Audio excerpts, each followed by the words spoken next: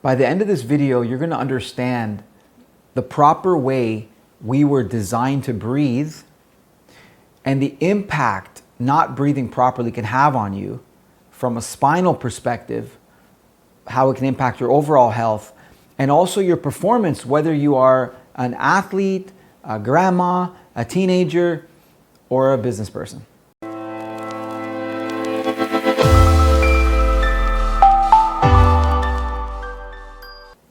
So if you notice children, when they breathe, if you look at your children when they're sleeping, okay, or search on YouTube for videos of children breathing, you'll notice that when they're lying on their back, their tummy is going up and down.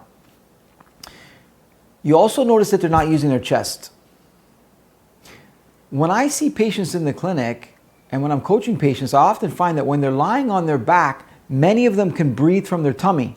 So their tummy rises and falls when they're lying on their back. But when they sit and stand, they can no longer breathe diaphragmatically or from their tummy or belly. The breath actually comes into the chest and they breathe up in this area.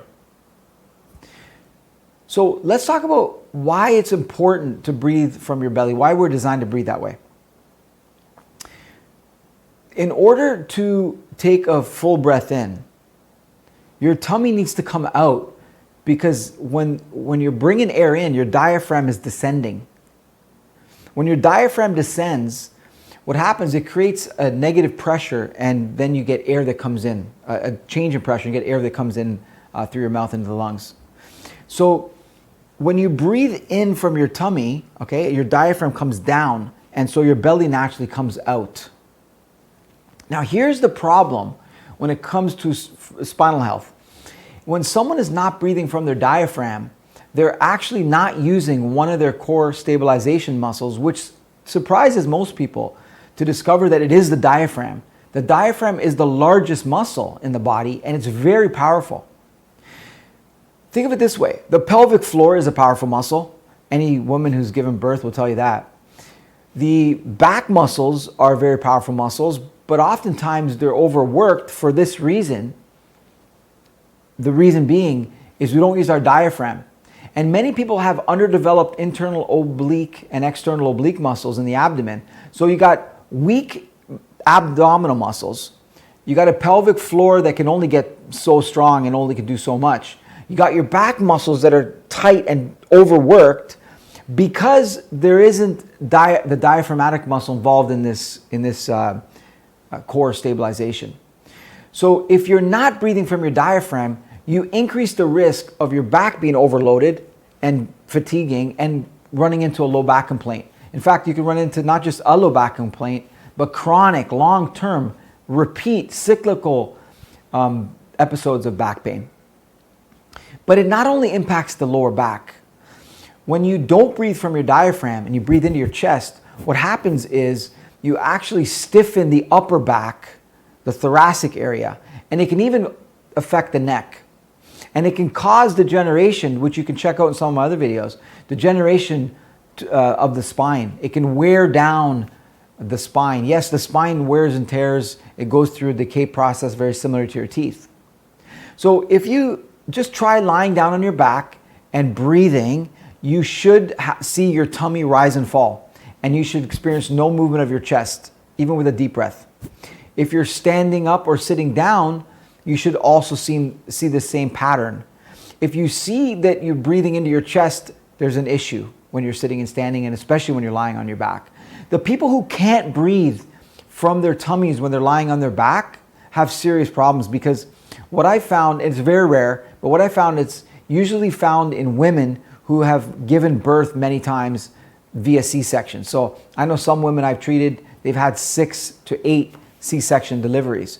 And so every time they cut, obviously the breath naturally comes up. So any surgeries that you've had, around the belly button area will cause your breath to go into the chest because obviously you don't want to re-injure by breathing down there. So it makes perfect sense. That's one reason. The other reason why people are not able to breathe from the diaphragm is because of overeating and sleeping. You've probably experienced the fact that when you've kind of filled up too much at the dinner table, you have to loosen your belt. And you can't breathe into your tummy when you're full. I mean, whether it's liquid or solid, if your tummy is full, it's harder for your diaphragm to descend And so it just makes more sense to breathe from your chest. So you won't be able to do the breathing from here. You'll be breathing more into your chest. Another reason is carrying weight. If you carry extra weight around your midsection, it can also make it difficult for your diaphragm to descend. And so you won't be able to get a full diaphragmatic breath. There's some psycho-emotional stuff too, some social aspects as well. I mean, I know people who've had some emotional traumas in their life are often, they hold their tummies tight. We've been told from an exercise perspective, from a core strength perspective, to keep our tummies sucked in and tight as well. And it just kind of fascinates me that people don't get the fact that you can actually hold a tight tummy and still breathe behind the abdominal muscles. You can still kind of have a tight, front abs and still breathe behind it, which you should be doing at the gym to protect your back anyway. So let's look at these UFC fighters, and you'll notice that as they're breathing, and this is after 25 minutes of 5 rounds, a championship fight, you notice that the tummies are going in and out, right? Towards you and away from you. Now, if you look at both of them, they're both doing it. If you look at their chest, if you look at the gentleman on your right, Condit, you'll see that there is some rise and fall of the chest. Now, that's actually quite natural when you've been exercising to the limit, when you've been injured, bleeding. It makes sense, guys. The breath should be diaphragmatic. It should be here in the abdomen area. However, when you're stressed physically, such as being injured, if you're jumping into an ice bath or into cold water, it's natural to breathe into the chest and even into your neck. We actually have 3 tanks for breathing. We have the abdomen, if you look here.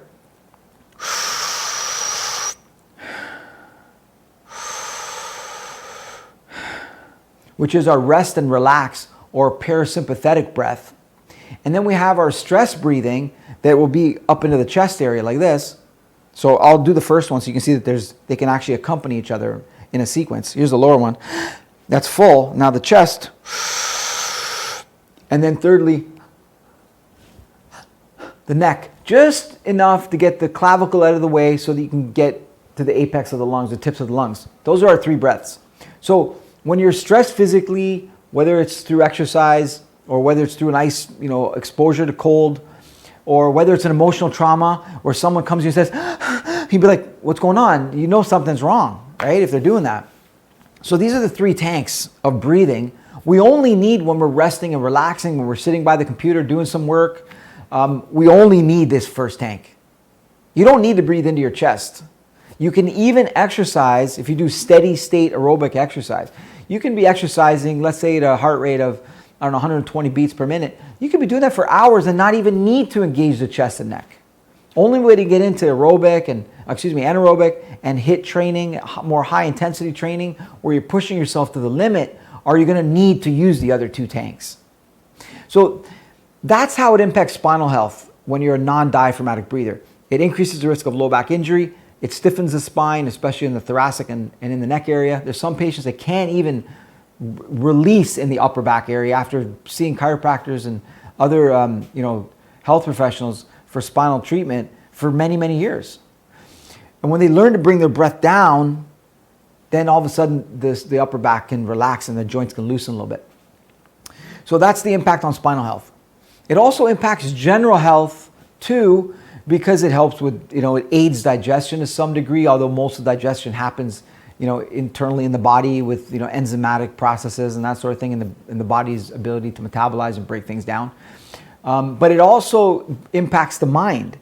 If we look at mental health, think of it this way. Many people who I work with that have anxiety or just higher generalized levels of stress, what we find is they're chest breathers. So they breathe into their chest. And what happens when you breathe into your chest is the subconscious mind, because it's a stress response, and it only needs to happen when you're, jumping in cold water, experiencing some physical, stresses, pushing yourself to the limits, or you're, jumping into an ice bath or something, or being chased by an animal or someone you don't want to be chasing you. you're naturally going to go into your chest. So the subconscious mind will pick up thoracic breathing, chest breathing here as stress breathing. And so the subconscious mind, even if you're relaxed, hanging out with the family, or you're out, socializing, the subconscious mind will be saying something must be off, something must be wrong. And so there could be an elevated level of generalized baseline anxiety. However, the reverse is true too, that if you can bring the breath down in the abdomen and you're in a stressful situation, and we know that Navy SEALs use box breathing, which is something different. It's more about balancing the inhalations and exhalations. But if you can do box breathing where you inhale for, let's say, 3-4 seconds, you hold for 3-4 seconds, you exhale for 3-4 seconds, and then you hold for 3-4 seconds, this box breathing, when you get the inhalation, exhalation into a 1-to-1 ratio, that can also relax you. But as well, when you're out socializing or you're home or at work and you're under some stress, you can do the same thing that I was mentioning without even doing the box. You can if you want, but if you are going to do the box, I recommend doing the box down in your abdomen area, in your diaphragmatic region. So the subconscious mind will say, even though there's so much going on around me to be stressed about, everything must be okay. So many people want to know, it doesn't look really good when you're inhaling and your stomach is protruding out. First reflexive answer would be, who cares what people think? But if it is important to you, you can keep your abs tight and still breathe from your abdomen, okay? But let me talk to you about what you can do at home when you're by yourself to, one, find out what your breathing is like. Okay, as I mentioned, you can lie on your back, breathe in and out, and see if you're able to breathe from your tummy up and down without using your chest. If you find you're unable to do that, you can still practice and see if you can just eliminate your chest and just focus on getting it from your tummy. If it's completely difficult or seems foreign, it feels like a foreign breath and feels really unnatural, you may need to find a coach, an online coach, someone like I do online, or you may have to find somebody who's locally in your area to help you.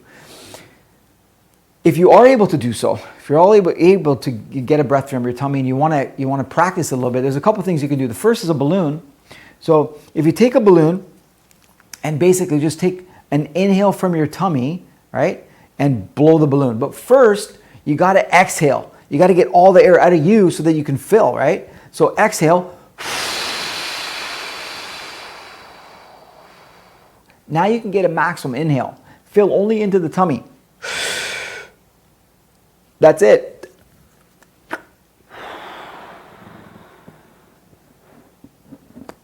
My tummy's back in again, right? Again, inhale from the tummy and exhale.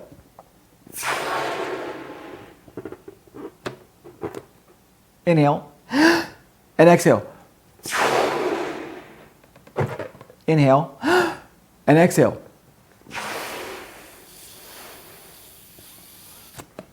And just see how many breaths it takes to fill a balloon. You should get better over time. All right. Now, this is an inspirometer because what it's going to help you do is measure the volume that you can inhale. Okay? So with this, you're going to be basically, so just kind of see this ball going up and down here. Not a ball, but this little plastic piece. And you can also see the numbers here when you inhale. That was like 2,000 milliliters. So what you do is you exhale first, get all the air out. So tummy's going in, right?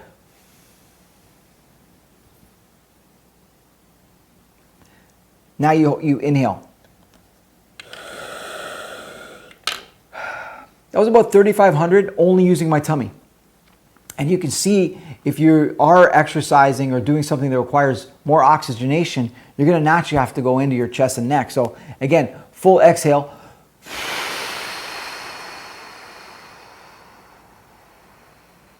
I'm going to inhale from all three tanks.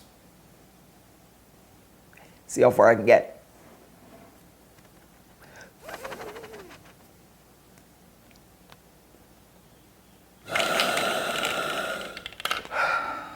Yeah, just over 4,500.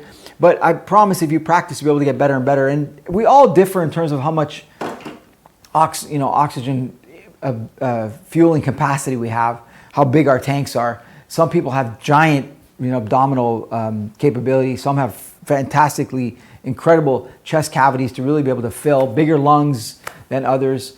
So yeah, there's all things being equal, you should be able to see an improvement in your score in your milliliters if you get one of these inspirometers.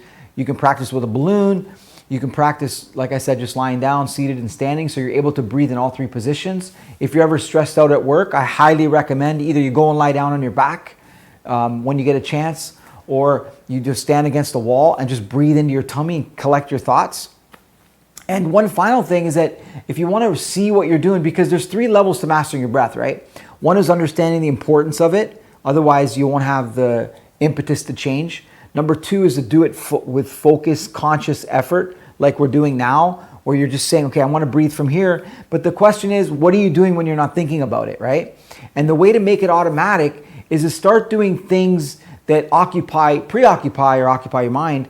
For example, like a front plank. You go into a front plank or a side plank, or you're on the bike and you're trying to hit a certain speed or something, or a certain power, a certain amount of watts. And while you're doing that, okay, you want to be giving partial attention to your abdomen and see if you can do it that way. You might want to video record yourself while you're exercising or while you're working to see where your breath is coming from, to make it a little bit more automatic and natural. Now, let me just tell you about the coaching that I do. And I highly recommend that if you find somebody, you can ask them, what's involved, what are the benefits, what are the drawbacks. So what I usually do before I start coaching someone is I tell them I call this, I haven't found this anywhere, but I call my coaching technique diaphragmatic assisted breathing. And what I say first is there is some pain involved, because what you'll find when you're not breathing from your abdomen, your lymphatic system can get clogged or kind of backed up to some level.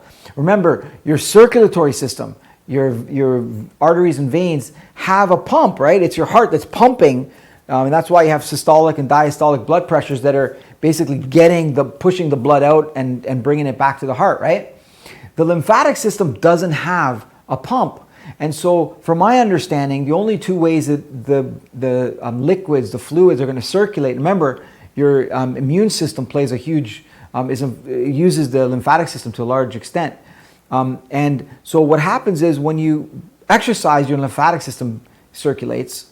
And also when you breathe properly, it circulates. And when you're not breathing properly from your diaphragm, you'll get what we call neurolymphatic reflex point, tender points along the sternum area here in your ribs, and also somewhere in your chest area where they can be really sensitive.